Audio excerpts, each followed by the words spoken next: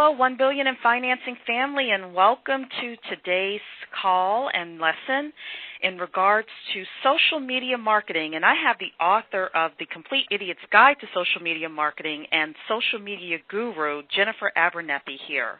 Welcome, Jennifer. Hey, Cheree. Thanks for having me. Glad to be here. Thanks. So just to give you just a little background, 1 Billion in Financing's goal is to help 1,000 entrepreneurs raise over $1 billion in capital for their growing enterprises. And one of the big things we need to do in order to do that is prove to our investors that we have the ability to market and sell our services. And social media is such a huge part of that I wanted to invite you here today to give us some information on how to effectively do that. And I know that you are an expert in Facebook, Twitter, LinkedIn, and YouTube, and probably some of the other newer social media sites out there. So I'm just going to let you introduce yourself and give us some information in regards to how we can promote ourselves. Sure. Well, first, I got into this. I was a former corporate sales rep for, 25 plus years, selling tens of millions in products and services. And when I launched my own business in early 2007, I had to find a way to quickly and effectively reach a lot of people because I didn't have a big marketing budget. And I discovered this thing called Facebook. There were no books out on the topic. No one that I knew was using it. But at that time, there were about 30 million people using it. This was back in January 2007. And I got on there for business only. And I knew that within literally 48 hours, I knew that this is an entrepreneur's gold mine. But it can be a small business owner's gold mine. It can be a corporate executive gold mine. It's just a fabulous, fabulous way to network and to get your message out. So, I'd be really happy to share some ways that people who are looking for funding, looking to get connected, looking for media coverage, all of the above can use social media to take your business and your brand to extraordinary levels. Great. Well, why don't we start with, the fact that people right now feel like social media is very much used. However, there are so many people using it and so many businesses use it that there seems to be a lot of noise out there in regards to social media. So should people be concerned about that? If not, why not? Well, I don't think concerned is the right word. I think they should look at why is there so many people using it. And the reason why is because that's where people are spending their time. I think I recently saw a statistic that said more people are online than actually watching a television set. And so people are on there because they know that that's where people are spending much of their time during each day, even weekends.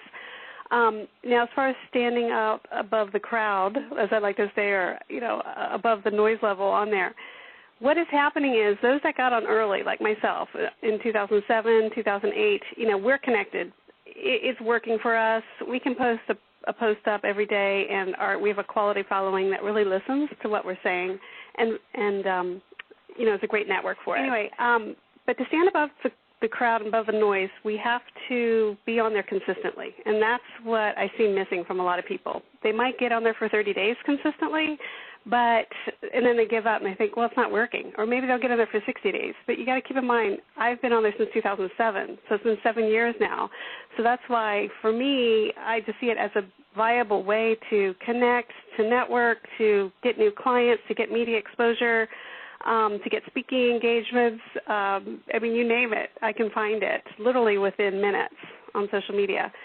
So I think the first thing one needs to do to really stand out is invest mentally that you're in there for the long haul. You're not trying it for 30 days. You're not trying it for 60 days.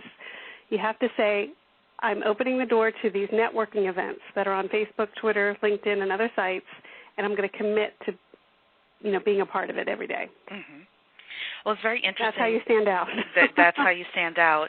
I have so many questions for you. It's interesting that you're talking about the amount of time people spend on social media every day. Do you have any statistics for us?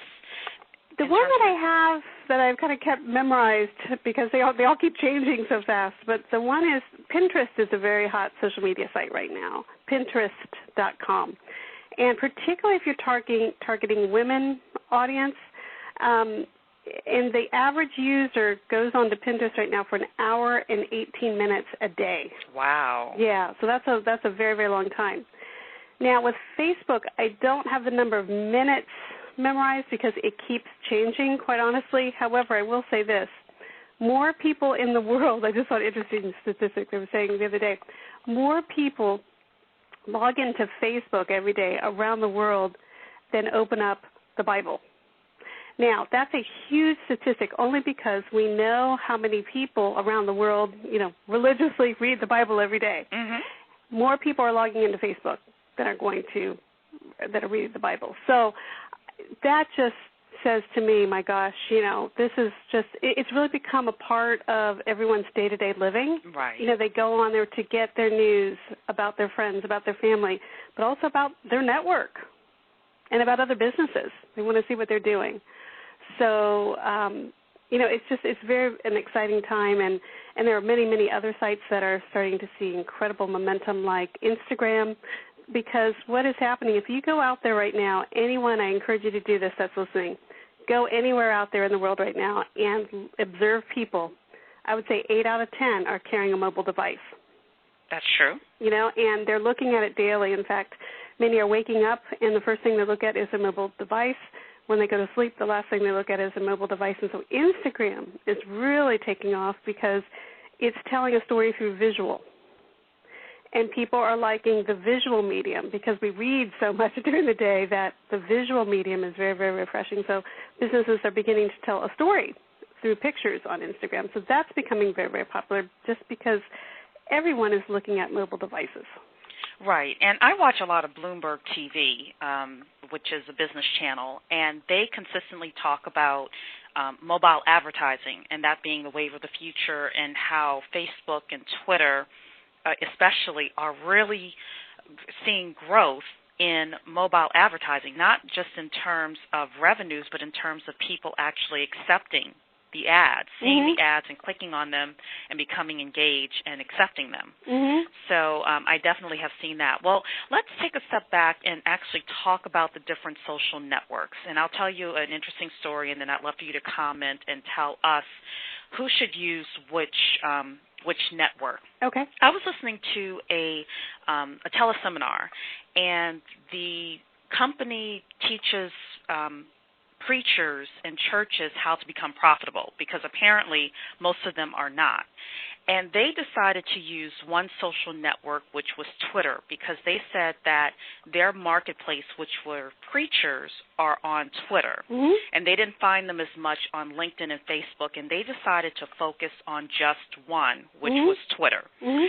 What do you think of that philosophy? Should we just focus on one or two and become good at those? Should we stretch ourselves thin? Because a lot of business owners are concerned about the best places to be depending on what demographic of audience member and prospect they're looking for. So mm-hmm. I'd love for you to comment on that. Okay.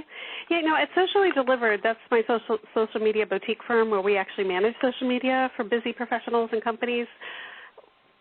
We do make sure that we're putting the client's digital footprint on almost all of the sites. Because everything is so fragmented right now, that's the bad news, okay?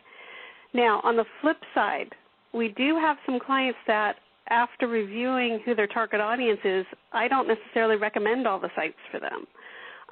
For some clients, Facebook just does not work. That's not where their audience is. Their audience is, C-level executives. And so we have to be on LinkedIn. No ifs, ands, or buts. Facebook is just not working for them. The Facebook demographic is primarily women. Primarily. There are men on there, but it's primarily women. With that said, Twitter, I have found that every single client, no matter what genre of business that they're in, it works. And so I would say to anyone, first thing I would do is maybe survey some of your clients or survey some of your prospective clients or your ideal type of clients and ask them what social media they're using. And that would help you determine where you need to be. So you don't necessarily have to be on all the social media sites. We want to be where your clients are. If you were to only pick one, again, it's hard to say. It depends on the business. Mm-hmm. But Twitter, like I said, so far I'm finding that works for all of our clients. But some of our clients, LinkedIn.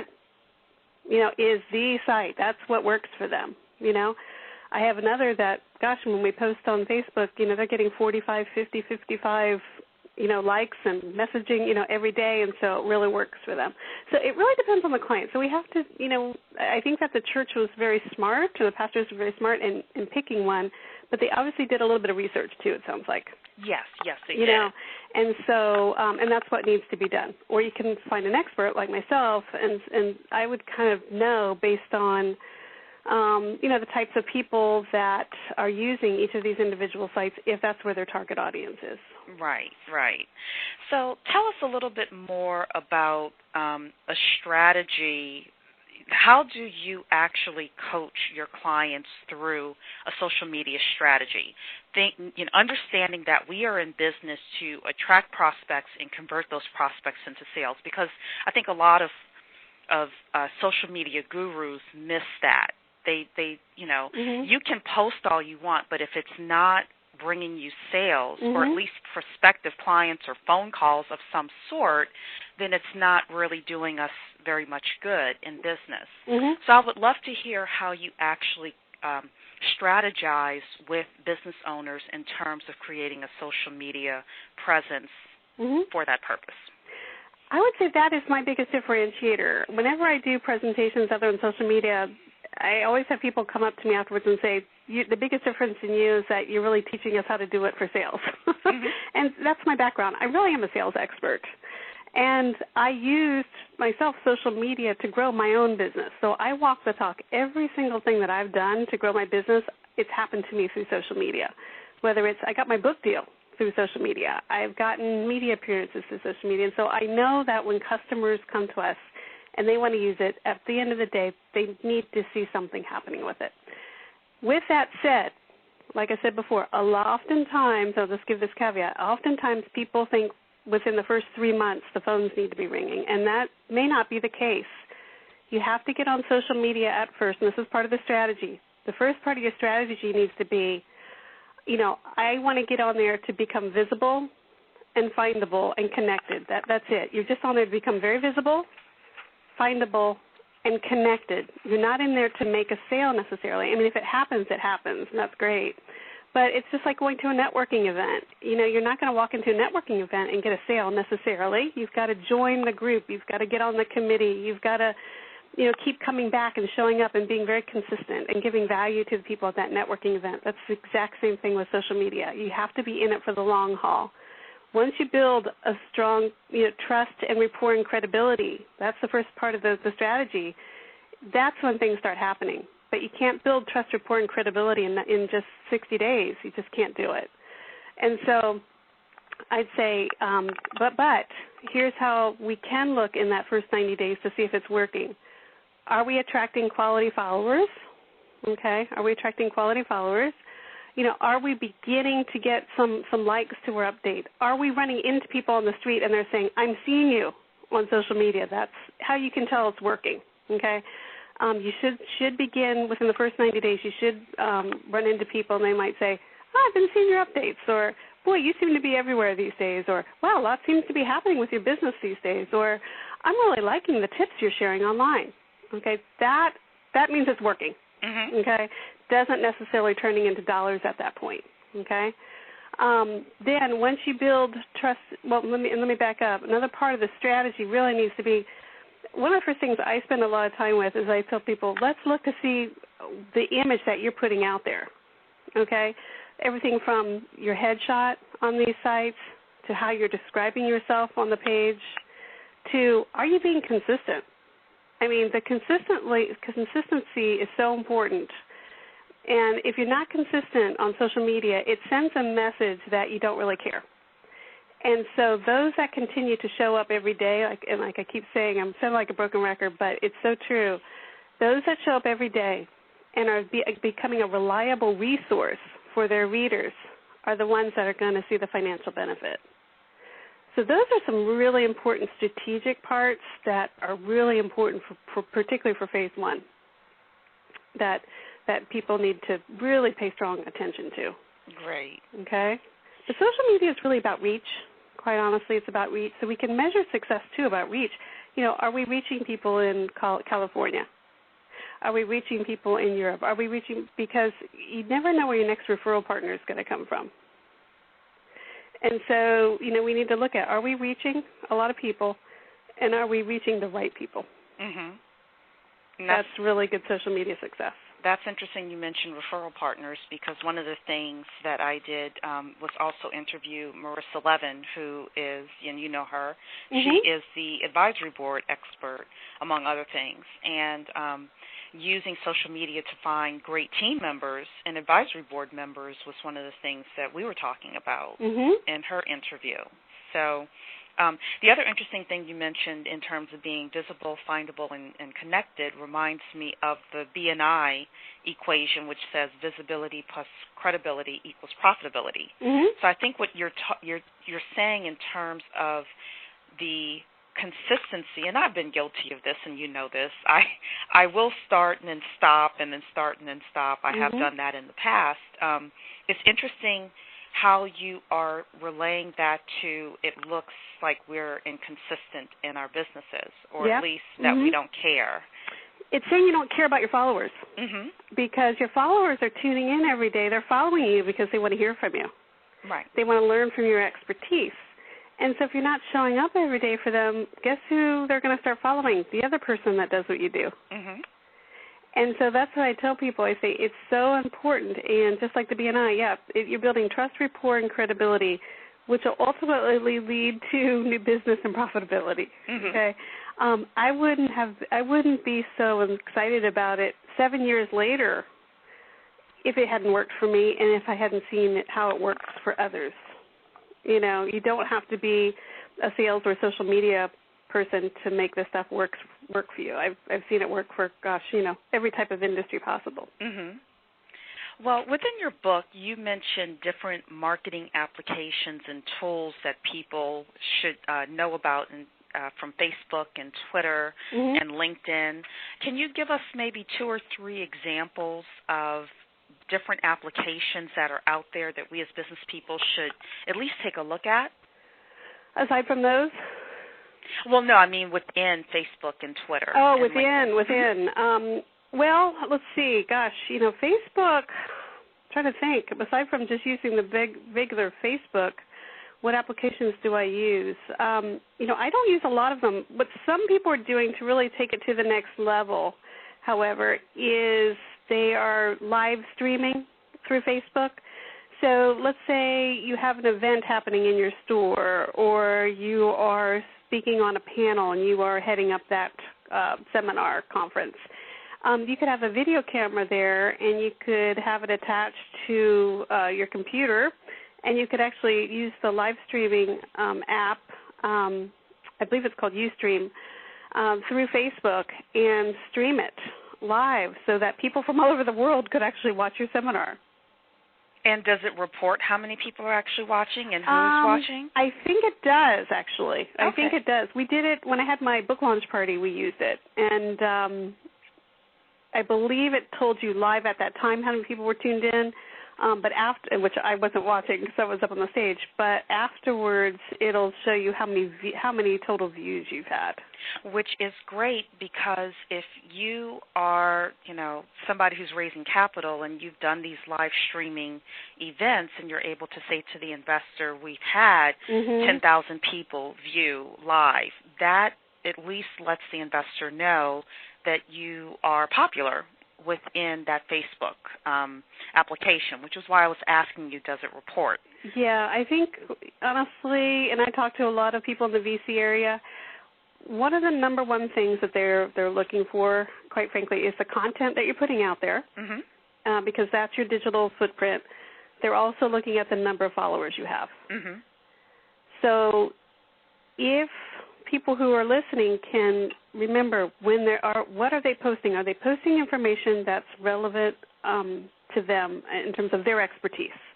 Are they sharing their expertise? And I'm not saying giving away the store here, but like you'll find me, I'm always talking about the things that are happening out there in social technology, social marketing, digital trends. Today I have a post up on Google Plus and how, it's now going mainstream.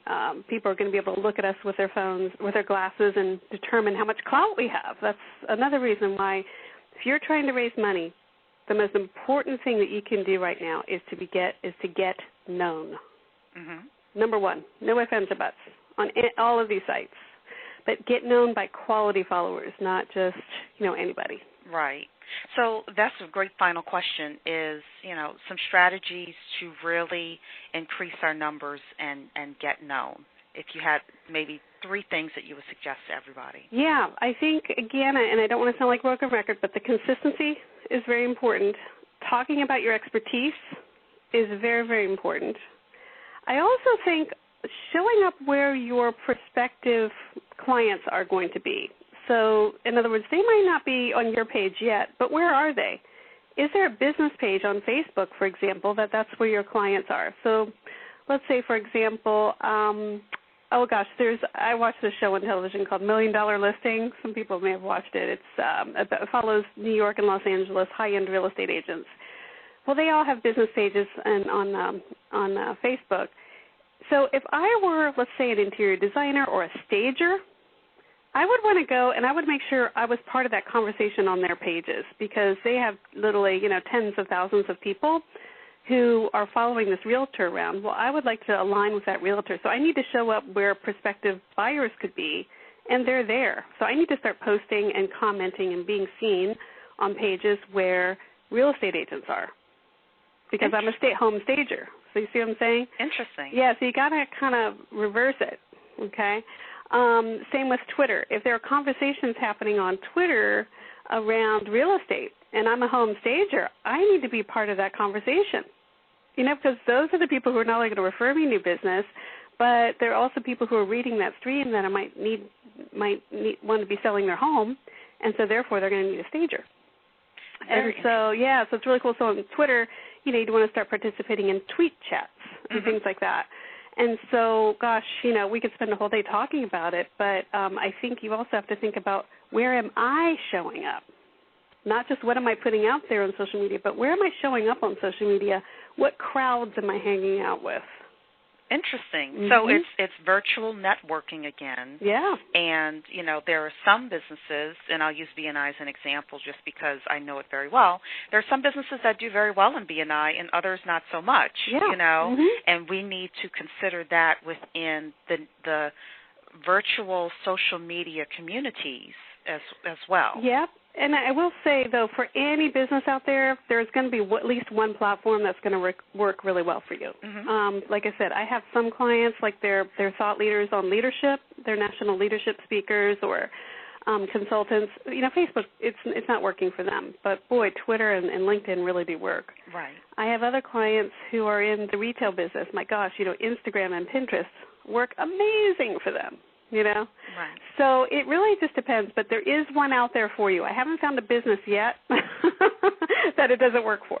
Absolutely. Even if you're dealing with baby boomers or elderly people, there's still something out there for you, right? Oh, absolutely. In fact, that's the largest demographic right now, growing on social media. So I always point people to Louise Hay. She's the owner of Hay House Radio. I believe she just turned 89. She has a huge social media following. I mean, age is no more an excuse. In fact, it can just greatly benefit, people, let's say 55 and up, in so many different ways, both personally and professionally, that the benefits, are just so worth spending the time and getting to know what these sites are all about. Great. Well, I know that people will probably want more information and have more questions. I'd love for you to talk a little bit about your book and about how we can get more information from you. Sure. Well, my book, make sure you get the second edition. It's The Complete Idiot's Guide to Social Media Marketing. It's available at Barnes & Noble, Amazon, Target.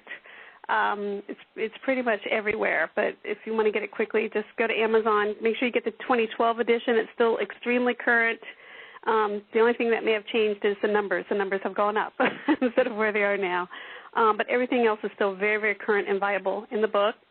So that's that. You can also find me on sociallydelivered.com, and that's my social media boutique agency.